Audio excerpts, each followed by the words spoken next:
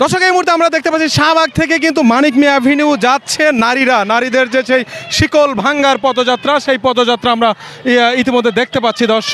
দর্শক এই মুহূর্তে আমরা দেখতে পাচ্ছি অনেক নারীরাই কিন্তু এই মুহূর্তে আছে শিকল ভাঙ্গার সেই পদযাত্রায়।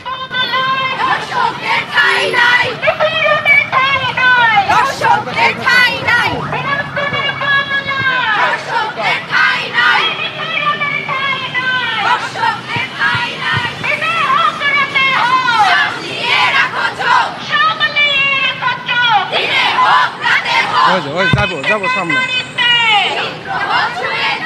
ধরা যাবে না, আমার তো হাতে ক্যামেরা।